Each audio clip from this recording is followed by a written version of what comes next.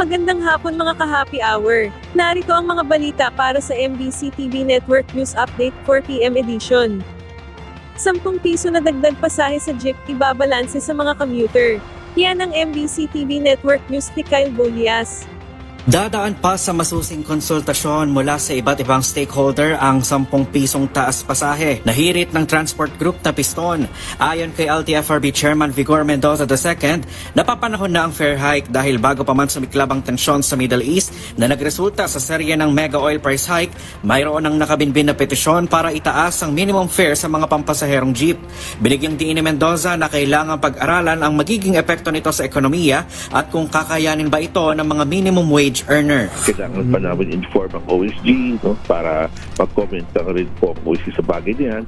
We have to consult yung Department of Economic Development para makuha yung implication, yung impact ng ating proposed fare sa petition. We will consult also with the Department of Labor to check on the impact on minimum wage. Yes. In case na magkaroon ng adjustment in fare hike.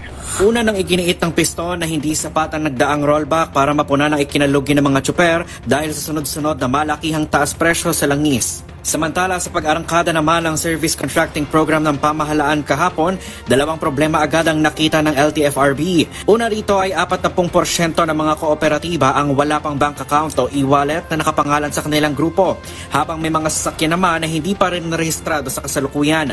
Bukod dito, sinabi ni Mendoza na limitado lamang ang budget sa programang ito, kaya hindi pa nito masasakop ang lahat ng ruta sa loob at labas ng Metro Manila. Binigyang diin naman ni Mendoza na maaaring sumali rito ang lahat ng mga tsuper at walang diskriminasyon sa mga miyembro ng mga transport group. Matatanda ang tinututulan ito ng Piston at sinabing hindi ito solusyon sa pagtaas ng presyo ng mga produktong petrolyo. Ayon kay Piston National President Modi Floranda, dapat nang ibasura ang Oil Deregulation Law, alisin ang excise tax at VAT sa mga oil product at isulong ang mas nakabubuhay na sahod para sa mga manggagawa. Para sa MBC TV Network News, ito si Kyle Bolias ang Deezer H. Una sa Pilipinas, una sa Pilipino.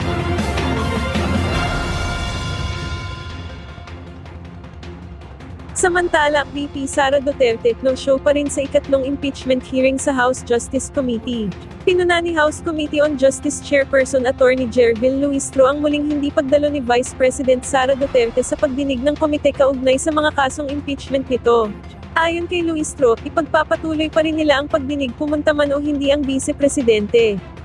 But there was one thing we could not ignore. Something that was right in front of us. The empty chair of the Vice President.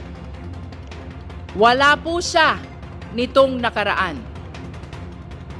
Habang nandito ang mga nagrereklamo, ang tanging humarap sa atin ay isang bakanteng upuan. And yet, with or without the presence of the Vice President, with or without her cooperation, tuloy ang mandato ng komite. At umusad nga ang ating pagdinig noong araw na iyon. At yan ang mga balita para sa MBC TV Network News Update 4 PM edition. Abangan ang mga susunod na balitaan mamaya para sa 5 PM edition.